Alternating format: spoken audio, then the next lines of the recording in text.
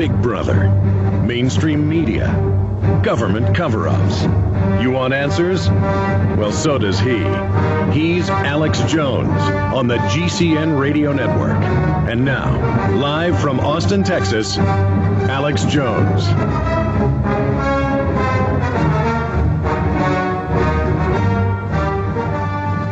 Mr. Chong, thank you for coming on with us. My pleasure, man. It's always fun to be on the Alex Jones Show. Well, thank you. Where should we start? Should we go to the latest stuff that's happened, start at the end, or start at the beginning? Well, yeah, you know, the beginning of it all. Let's start at the beginning, because what happened to me really was a micro look at what happened to America, because I was taken by surprise, as was everybody. I was just doing my comedy and selling my water pipes, and next thing I know, I'm in jail for 9 months for some little obscure booby trap law that they put in there that made it illegal to send drug paraphernalia across the state line using the government mail. And that was the technicality that they really busted me on, and then they threatened my wife and my son with incarceration if I were to fight it. They didn't want this to go to court, because I would have been able to show the jury of my peers how evil and how ridiculous these people are. And by the way, 100 years ago, 200 years ago, 50 years ago, you didn't threaten people's family. That is a terroristic threat. That is terrorism. Yeah. Don't fight this. Give up your rights, or we're going to get your wife and your children. Yeah. And then the way they even got us to break the law was total entrapment. They just went out and fake like they had a head shop, and then when we wouldn't send them, when we wouldn't break the law, they put people in my company, or in my son's company, and they broke the law, basically. Let's walk through that. This is a double sting. This has been big in the Seattle papers, where the cops now own in more than half the bars and restaurants, because they seize them and then illegally own the original things they seized.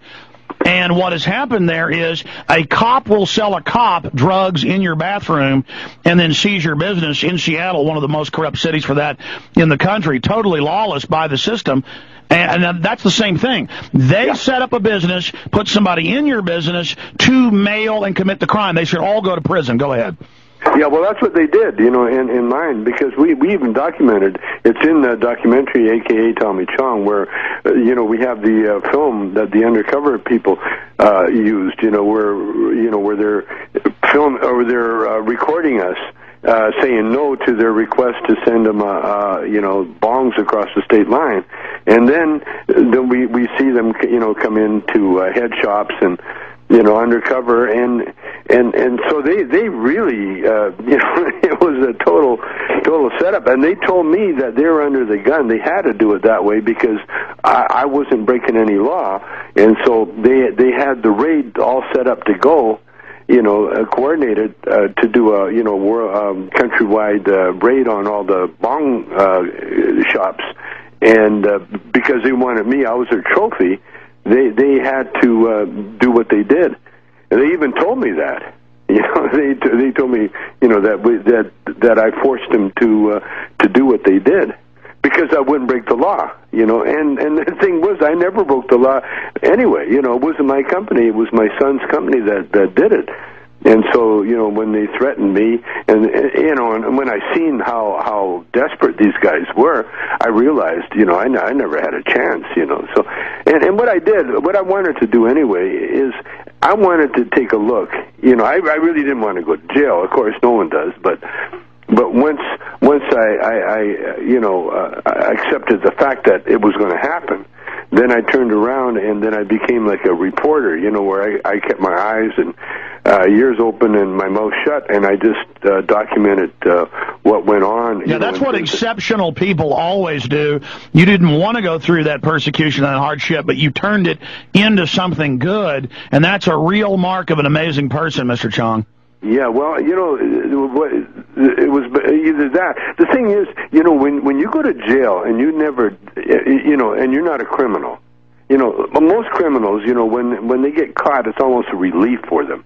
And I met a lot of people in jail they almost get caught on purpose so they can get rid of that drama in their life and go on with the incarceration part. And a lot of them lived in foster care or in the government system. They want to be back in there. Yeah. Yeah. I mean, it's very comforting to them, because once you're in jail, you don't have to think for yourself. You're like a caged chicken. They just take you out, feed you, and they exercise you, and then put you back in your cage. And there's a lot of people, in the system that really like that, as opposed to them living, on the streets or, in some dead end job, where they really have to work. In prison, you don't work. Basically, you work a few hours a day, maybe. But it's not difficult at all. And what you do mostly in jail is read. That's what I did. I read and you eat. So what's happening with America is that these greedy corporate entities have gotten the population to where it becomes a way of life with them. With these people, like the prison guard union is the biggest in California, and that means really the biggest in America. And their job is to incarcerate American citizens, or anybody. They just had a Frontline special where it showed in Texas and other states the private prison industry comes and lobbies for stronger laws to put people in jail. Now, Florida, if you speed, you get 10 years in prison. Now, if a child, I have the article in Texas, fell asleep at his desk because his mom had gone to the hospital the night before, he was an A student. They arrested him, charged him, put handcuffs on him. He's now on probation for falling asleep as disorderly conduct.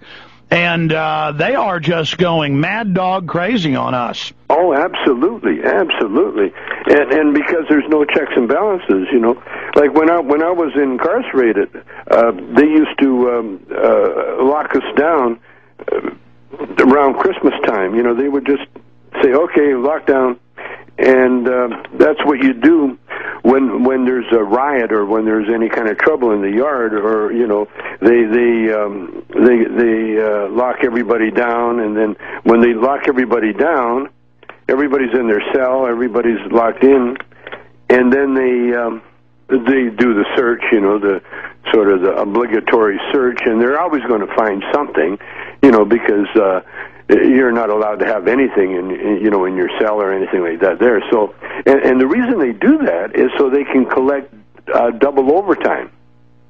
You see, so what they do, they supplement their Christmas income by these phony lockdowns.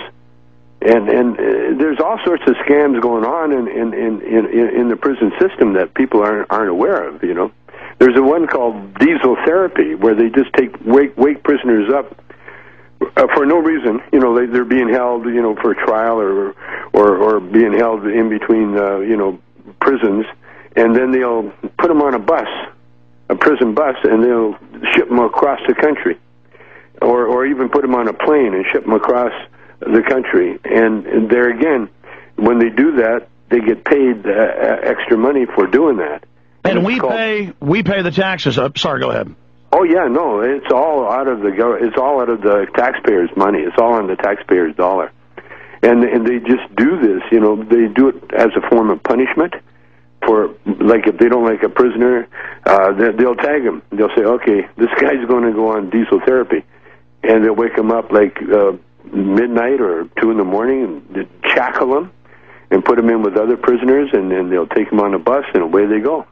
And that is the form of torture. Yeah. Congressman Hansen exposed the IRS, so they drove him around for months till all his feet exploded. The toes all popped out. They knocked his teeth out. This is a U.S. congressman. Yes. And it was done with extreme pleasure and enjoyment. A nation of torturing thugs and killers. The biggest part of the economy growing, spreading like a staph infection, flesh-eating bacteria. The country dying as they celebrate.